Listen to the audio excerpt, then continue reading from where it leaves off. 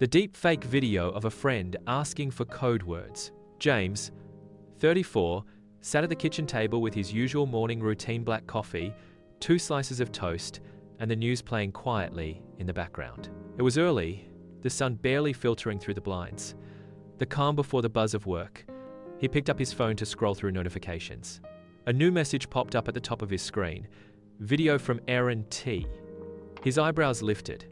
Aaron had been his closest friend in university. They'd stayed in touch after graduation but hadn't spoken properly in months. Aaron had moved abroad, started a job in cybersecurity somewhere in Berlin. Usually, he was terrible at messaging. Curious. James tapped on the video. It opened quickly. There was Aaron's same face, same scruffy beard, same awkward way of looking into the camera. He was indoors with a blurry, dark background and looked serious. Nervous even. "Hey James," Aaron said, voice steady. "I need your help. Don't share this message with anyone." James sat up straighter. "I need you to send me the old code words we used in uni. You know, the ones we made for login phrases. I can't explain right now, security reasons. Please, just send them as soon as you get this." The video ended. No smile, no jokes. James blinked, confused. He stared at the screen, watching the video auto-replay. Same tone, same facial expressions. It felt urgent. Real. Too real. James replayed the video again, his coffee going cold in his hand. Aaron looked straight into the camera, eyes intense, voice low. "I need help, send me the code words we used in uni. It's for security reasons. Please don't tell anyone." It was short, precise, almost rehearsed. James tilted his head. Code words? They had made silly passwords back in university, phrases only the two of them knew, mostly based on inside jokes, weird memes, or late-night conversations no one else would understand. Things like Bubblefish 94 or Tangerine Maze. Utter nonsense to anyone else, but deeply specific to them. He scrolled up to the top of the message. The username was Aaron12. The profile photo was the same one Aaron used everywhere, him smiling on a beach. Still, something felt off. James opened the message box and typed, "Hey mate, what's going on? You okay?" Then deleted it. If Aaron said don't tell anyone, would asking count? He tried calling instead. No answer. Straight to voicemail. He looked at the video again. Why would Aaron need old code words? Why not just call and explain? And what kind of security situation needs decade-old login phrases? James scratched his chin. The whole thing felt like a spy movie, and Aaron wasn't exactly James Bond. Still, it was Aaron's face, his voice, even the little half smile at the end. The way he said please, it had the same cadence as when they used to talk in person. James typed again, "Which ones do you need?" He hovered over the send button, but didn't press it. Instead, he opened his old cloud storage and searched code words. A file popped up, old passwords, uni.txt. He didn't open it, just stared at the file name. Why now? Why him? A sense of unease crept into his chest. If this was real, Aaron was in trouble. If it wasn't, so was James. James leaned back in his chair, phone in hand, playing the video for a third time. The image of Aaron filled the screen, face calm but serious, voice low. "I need help, send me the code words we used in uni. It's for security reasons. Please don't tell anyone." It was undeniably Aaron. Same slight tilt of the head when he was thinking, same nervous laugh at the end. His voice had that familiar northern lilt, the pauses, even the tiny throat-clearing habit Aaron always had before saying something serious. James could practically smell the dusty old dorm room they used to share, but something didn't sit right. He paused the video and zoomed in. The background was odd, blurred out, like a generic room with no personal details. Not Aaron's usual apartment, not his place from university, not anything James recognized. He scrubbed back to the start. Aaron blinked twice, then didn't blink again for nearly 30 seconds. That wasn't like him. James muttered, "Why are your eyes so still, mate?" He opened the audio in a separator, played it slowly. The voice was perfect, maybe too perfect. The delivery was slightly flat, robotic if he really listened hard. Was this a deep fake? He'd heard about them AI-generated videos that mimicked people's faces and voices with uncanny accuracy. Scammers used them to trick people. There was a documentary last month, and he'd seen clips online of politicians saying things they never actually said. But Aaron? Why Aaron? And why ask for something so strange? James went back to the message box but still didn't reply. Instead, he searched for Aaron's real profile on Instagram. Still there. Still active. A photo posted 2 hours ago sunset over a cafe. Caption: "Best cappuccino in Madrid." Madrid, not hiding, not in trouble. James's heart beat faster. He suddenly felt cold. Whoever made the video wanted him to panic, to act fast. That was the trick speed kills thought. He locked his phone, set it on the table, and exhaled deeply. "This looks real," he whispered. But it's not. His fingers hovered above his keyboard. Now he had a different mission: to figure out who was behind this and why. James stared at the paused video one more time. It was still too real, still too strange. He opened his chat and typed, "Hey, just got your video. All good? Sent." Now he waited. He clicked over to Aaron's social media. The Instagram post he saw earlier, it wasn't new, it was from last month. Somehow, he'd misread the date. His stomach dropped. Facebook, nothing. No new stories, no recent comments. LinkedIn, no updates. Last login, over 30 days ago. That wasn't like Aaron. He was usually active, especially on Instagram. Travel photos, memes, random food shots. James's fingers flew across the keyboard. Deepfake friend scam. Enter.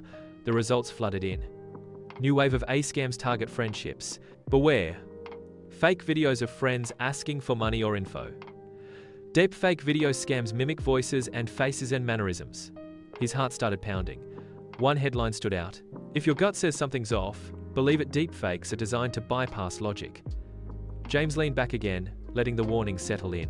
He glanced at the video still playing on loop. Aaron's smile. Aaron's voice. But not Aaron. James whispered, "I knew it." He didn't know who made the video or how they got the code word idea, but they got it close enough to almost fool him. He looked back at the unread message in his chat. Delivered. Not seen. He tapped it once. Then again. Still nothing. He shook his head slowly. "If this is a trap," he said aloud, "I'm not walking into it." And with that, he did the smartest thing he could. He stopped watching and started reporting. James scrolled deeper into the results. Each link was like a window into someone else's mistake. A woman in Manchester lost £200 after sending her PayPal password to a fake video of her brother. A guy in Cape Town gave out his crypto wallet backup phrases, thinking it was his cousin asking in a video call. The pattern was chilling. Said your videos were convincing. They used familiar voices, gestures, even private jokes. Paytar, and always they asked for something secret. A password, a phrase, or just the old code we used. One Reddit post caught James's eye. "If a video asks for anything private, pause. Call the person directly. Don't text call." He looked back at the message. Still unread. Still no reply. He searched code word scams deepfake and found a thread with hundreds of comments. People had received fake Zoom calls, fake FaceTimes, even pre-recorded clips that looked 99% real. And then came the line that made James shiver. Deepfake tech doesn't have to fool your eyes, it just has to trick your trust. He realized what almost happened. Someone had likely scraped old photos and video clips of Aaron from Instagram, Facebook, maybe old YouTube upload sand, used AI to stitch together this message. But they didn't want money. They wanted something harder to trace code words. Maybe as security answers, maybe as access keys. James whispered, "They weren't after friendship, they were after the back door." He leaned back from his screen, goosebumps rising. It was never about Aaron, it was about him, his trust, his memories, his instincts. He had nearly handed the keys over without knowing what door they opened. James sat still for a moment, letting the weight of it settle. Then he took a breath and acted. First, he didn't reply. No message, no reaction, no accidental clicks. He knew the moment he engaged, it might trigger more pressure. Or worse, link. A file, a virus. He opened the video app, tapped the 3 dots beside the sender's name, and clicked Report Profile. When it asked for a reason, he chose Impersonation pretending to be someone I know. He typed the details in the box. This person is pretending to be my friend Aaron. The video looks real, but it's AI generated.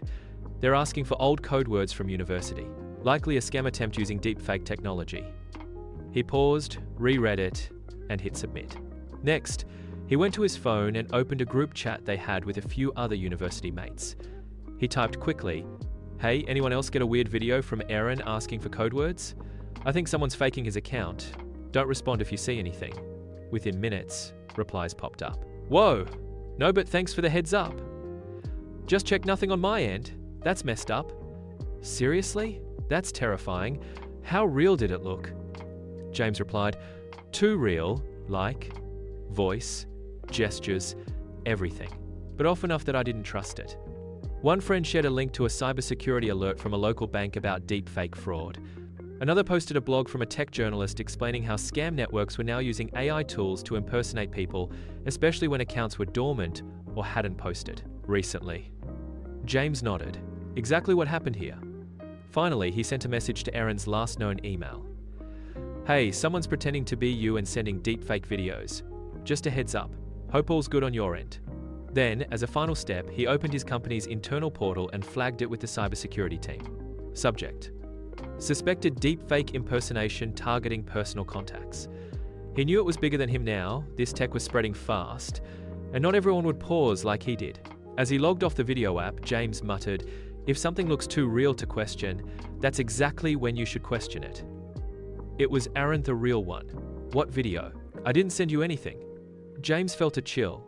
He snapped a screenshot of the deepfake and sent it over. Aaron replied, that's terrifying. That's not me. The background isn't even real. And what am I wearing? James stared at the screen. The fake had been so good. The way it blinked, spoke, even scratched its chin, things Aaron actually did. And yet, all of it had been fake. He deleted the video and the chat, then opened his notes app. At the top, he typed, even faces lie now. Always verify outside the message. His thumb paused, then added, never trust urgency, even if it's smiling at you. He leaned back and breathed out. Outside, a neighbor's kid zoomed by on a skateboard, messy, loud, real, a small relief. Some things still made sense. Later that day, James warned his co-workers in a group chat. He even posted a message in a cybersecurity forum. Got a video from a friend asking for old code phrases. It wasn't him. Deepfake. Check with people outside the app before you trust anything. It could save you. What scared him most wasn't just the scam, it was how easily he almost believed it. Follow for more and subscribe for more.